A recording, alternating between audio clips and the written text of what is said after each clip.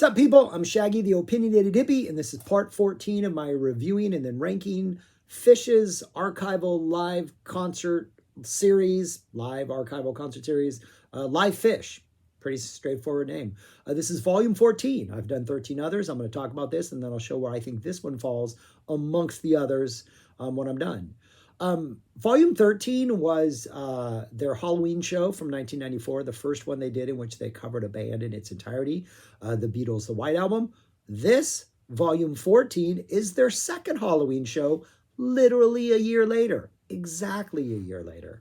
Where was the other one? On the East Coast, so maybe it's an hour earlier than the previous one. Hour later. Technically, I don't know.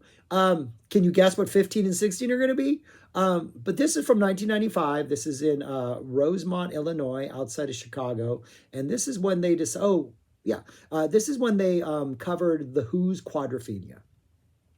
And I will say this. I think their two weakest Halloween shows are the one they did first, the Beatles' The White Album, and this one, Who's Quadrophenia. Not because they didn't pick good source material. They picked excellent source material. However, they picked really long double albums that don't leave a lot of room for improv. They didn't really mess with either album very much at all. Yes, is it awesome that they memorized these songs and learned these songs and are executing these songs? For this one, they brought in a horn section. I don't think they needed the horn section. Obviously, there are certain songs on Quadrophenia which feel like they require horns, but they didn't just use... The horns just, I don't think, are well used, or they're mic'd poorly, or during Quadrophenia itself, I think I would have been interested to hear the band do it without horns and just have them figure out a way to muscle up during the horn parts and figure something out, use a keyboard, do something. But the horns don't work for me. They busy the landscape in a way that I think had Phish just come out as a four-piece and just rocked Quadrophenia live without horns, I think that would have been a little more interesting. As it is, they're really trying to replicate the album as best as possible. And there are moments that are fantastic, but then for the most part, I miss Roger Daltrey's voice. I miss Townsend's voice. I think because Quadrophenia is what it is, and it's like this long concept album, there's a story, there's characters, I think the personality, the strength of their singing, what Daltrey and Townsend bring to the album, I don't know. It just, Trey, Page, John, they just can't do it. I don't think Mike sings any of the Quadrophenia songs. But anyways, it's a 3-set show. First set, second set, third set. The second set is the Quadrophenia album. The first and second sets, I think, are much better than the previous year. The first set opens up with Iculus, which is a great opening song. Let the band just find a groove, let them go at it, let Trey improvise and yell things and kind of just, go crazy. The audience loves Iculus. It's like, wow, they never open with Iculus. What's going to happen next? It's a magical moment. And one thing to keep in mind as this set goes on, at this show, and the previous show, unlike what they would do the following years, the audience did not know what album they were going to play until they started to play it. So keep that in mind. In the following 2 years, 96 and 98, we had handbills that were passed out. That were like, oh yeah, now we get to know what they're going to play. Iculus, despite having that weird ending that never works for me, just the way it's written, goes right into Divided Sky. And there is something very like, Divided Sky, second song on Halloween, works just perfectly. They dropped it fourth song the previous year. I think it works better as a second song because you get this weird little, it's Halloween, so they're doing Iculus. And then we drop it into Divided Sky, which is like majestic and magnificent. And like it's got written parts. It's got weird parts where the band can kind of be weird and, be playful. It's got a beautiful, beautiful, beautiful solo jam at the end in which Trey completely delivers. Like this is an awesome Divided Sky. And I think the energy it creates just bodes well for the rest of the evening. We get a Wilson, nice Wilson, not having that as an opener. I love Wilson when it's not an opener. It just makes things feel a little bit different. Really nice, danceable. Hey, everybody's having a good time, Yamar. We get a Sparkle, which I'm never a fan of. And then we get a Free. Pretty average Free, but an average Free is a great Free.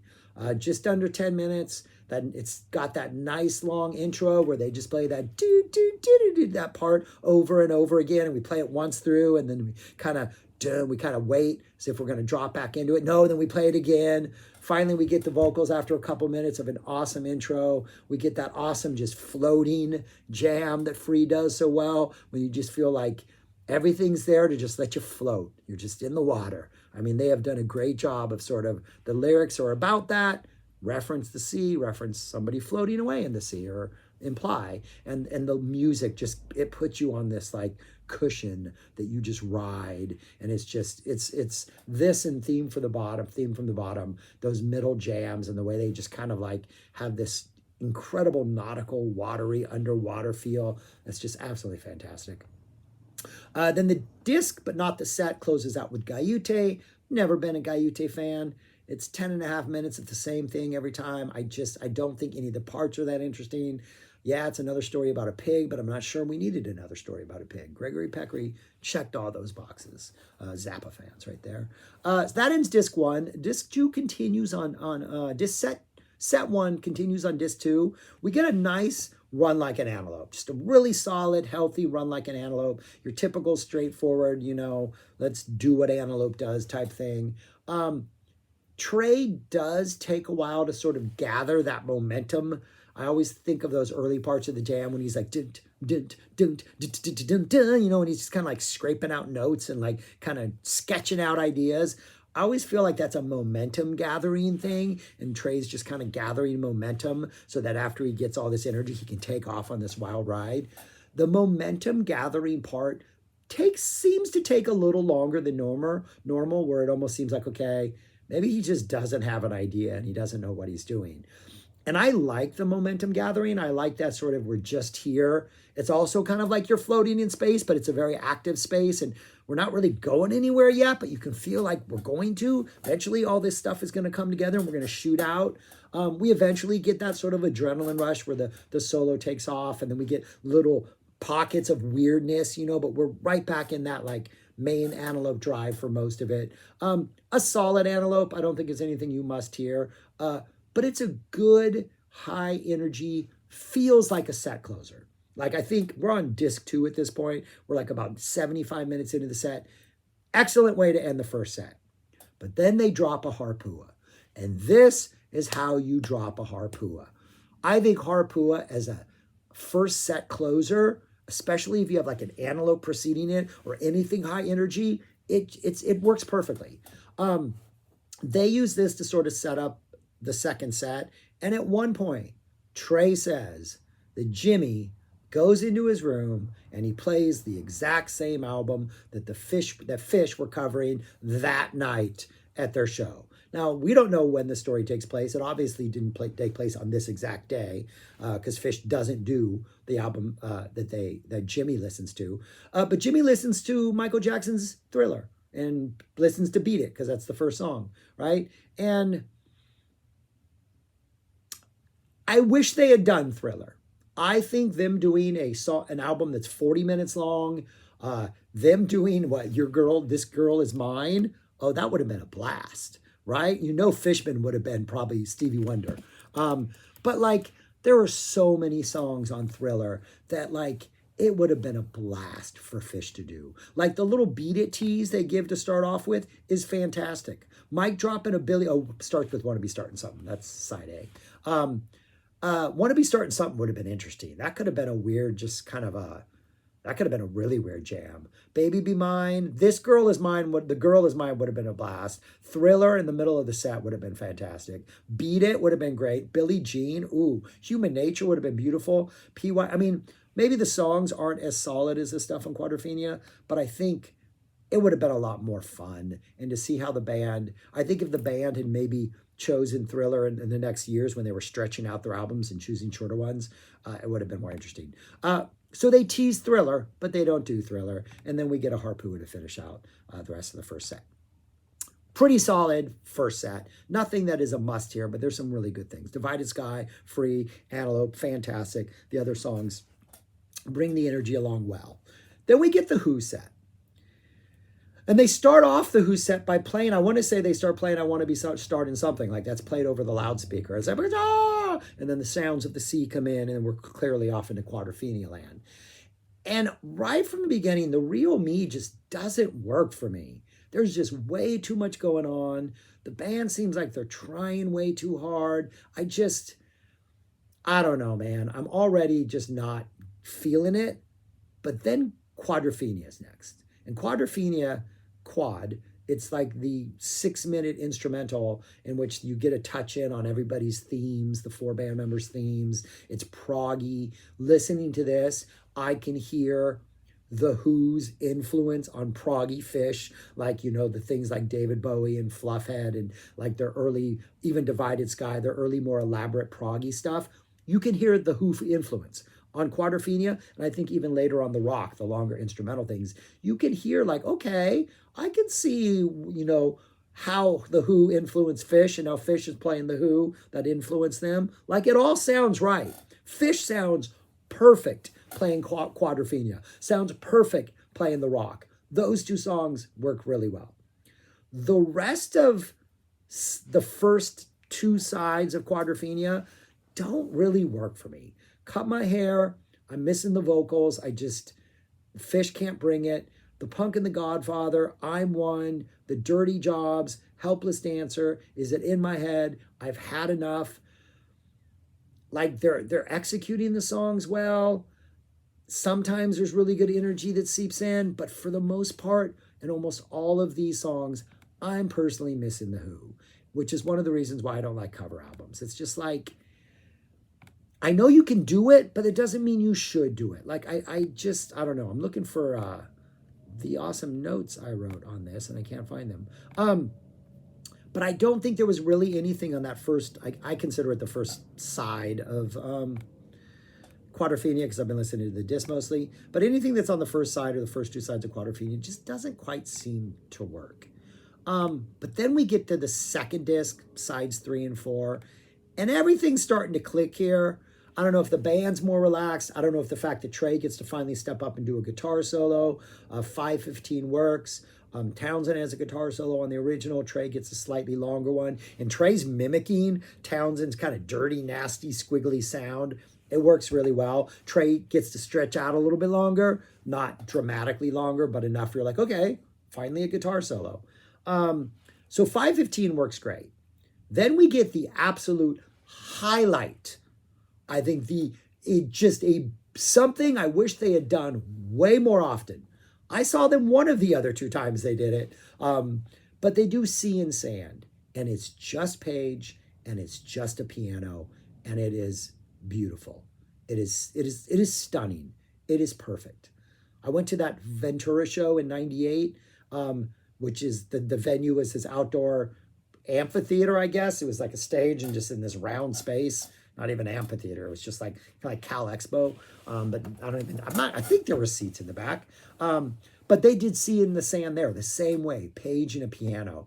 That is something I wish they had played way more often. To hear like a Mike song and then a Sea in the Sand in the middle of it and then a Weekapog, that would have been fantastic. But the Sea in the Sand is good. Then we get a Drowned. Drown works, kind of sounds like Phish. We got some good high energy. We get a Bellboy. Bellboy, they bring out like, I think a roadie to do like Keith Moon's parts. This one doesn't really work for me. Dr. Jimmy sounds good. I like Dr. Jimmy. But by this point, we're dealing with much stronger melodies.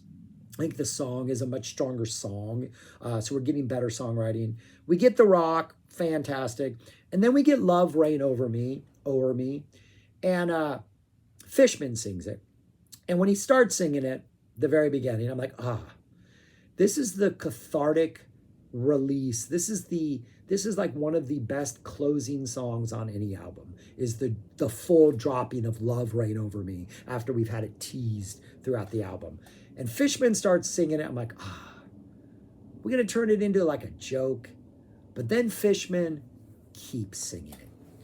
And every time he screams, Love Reign Over Me, it is phenomenal. Like, he absolutely brings it. And by the end of it, I'm just like, yeah, you did this, John. You brought it. That was beautiful. Thank you. So yeah. Starts off feeling a little rough, but by the end of it, I'm like, okay, good job. But on the whole, it made me want to go back and listen to the Who's Quadrophenia.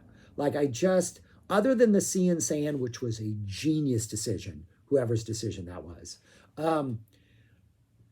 I think the first side, or like, the first half of the album, I think struggles. The second half of the album has a little more energy, and they were too ambitious.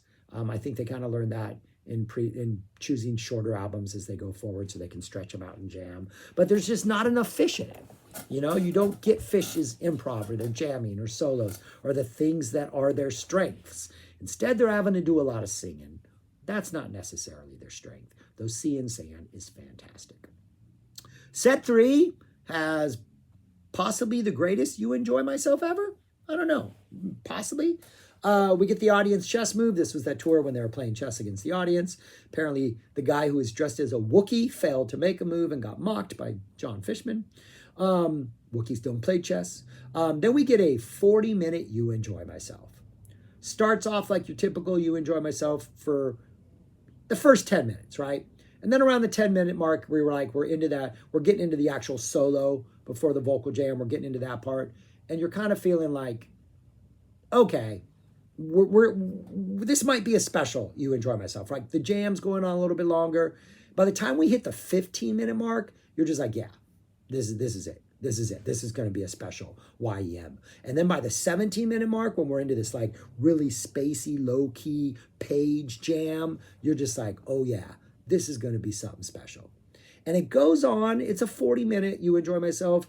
The vocal jam starts at about 34 minutes. So you get essentially like 15 to about a 20-minute jam that has so many fantastic flavors in it. Some low-key page action, some really weird kind of twisted tray action. We get some funky stuff. We get a really quiet sort of space jam in the middle that Trey starts echoing the real me. So it feels like almost like a callback to the Quadrophenia cover. So it feels like a cohesiveness to the set that is just fantastic.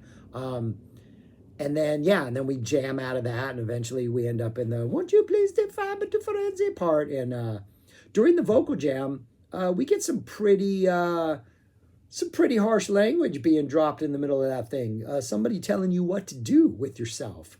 It's not kind, and I'm not going to repeat it on this channel because it's kind of rude. But it is kind of funny that they dropped that in the middle of the set. Makes me think they could have done a Joe's Garage. In fact, it sounds like something that you would hear at the end of a Broken Hearts Are for Assholes, and not at the end of a You Enjoy Myself. You Enjoy Myself goes into a pretty subdued Jesus Just Left Chicago. This is like the third Jesus Just Left Chicago we've had in the last 4 or 5 releases. This is probably the less like, oh yes, version of them all. They just kind of You Enjoy Myself ends, then eventually Jesus starts up. No Trey solo in this one. We get a sax solo. Sax solo in this is good. This was a good decision. I applaud this. It was good. I like Trey solo, but I thought this was a good use of the horns. We get a Day in the Life, nice cover. And then we get a Susie Greenberg with horns. And again, I don't like the horns when they come over the choruses, but I like the horns and like the instrumental breaks. I think that was used very well. I don't think that their use of horns over the band works very well. And then the encore is an acoustic version of My Generation, in which they set up a fake drum kit for John and Trey to destroy after it, a la Keith Moon. And so that's how it ends. And of course, we don't get to see them destroying it because this is a CD and not a video. But yeah, really good first set. Pretty awesome second set. And I'm someone who likes The Who a lot, and I don't really like their cover of the album. I miss Roger. I miss Pete. I don't think the horn arrangement, the horns are fine themselves. I just think their use, I think the way they are mic'd, something about them is off. So where would I rank this one among the other 13 I've already done? Right there. It's a number 10. Really, the only reason it's even that high is the You Enjoy Myself. This is a good show. Like, I really like the show. I think it's a good show. And I think that final set is fantastic. But I do think on Volume 1, that whole Tweezer, Timber, Haley's, NICU, I think I'd rather listen to that than anything on here. Plus the Quadrophenia, I don't ever listen to because as soon as I put it on, I'm like, well, I could be listening to The Who. The only thing I really, really like is that Ventura, not the Ventura, is the Sea and Sand, which is fantastic. Everything else, I think, the Who do it better. You know, Trey, I mean, seeing it live would have been fantastic. That's a whole different experience. Not sure I want to listen to it. So I dropped it back in number 10. I think it's definitely better. I think that set 1 and set 3, if I were to even just compare those and take the album covers out, it probably would end up roughly the same thing, just because maybe a little higher because that YEM is pretty spectacular. But the Who Quadrophenia pulls it down. But I do think it's better than the other stuff that's on here, just because that YEM, that You Enjoy Myself, it's pretty fantastic. But anyways, that's all I got. Let me know what you think about this show, about this album, about the Who, about cover albums in general, about doing things at Halloween. My thing is, what I think they should do is I think bands should cover an artist and then just pick a bunch of random deep cuts that they could jam. So we know, like, they open up with Drown. We're like, oh, good, we get 90 minutes of the Who, but we have no idea what they're going to do. And then they can do these deep cuts and they can jam it and they can do drop a Sea in the Sand in the middle of it. I mean, that would have been pretty epic. Imagine them closing. Imagine Phish closing with like a Baba O'Reilly or something. No, not Baba O'Reilly. It won't get fooled again. John could scream his head off on that. That's my thing. Don't cover albums, cover artists, and just do a 90-minute set of those artist songs. And then it's like nobody has any idea what's coming next. That would be fun. But that's all I got. Thanks for watching. Share, subscribe, like, comment. Go listen to this You Enjoy Myself if you haven't heard it, because you will enjoy yourself. It's fantastic. That's all I got. Peace. Talk to you later.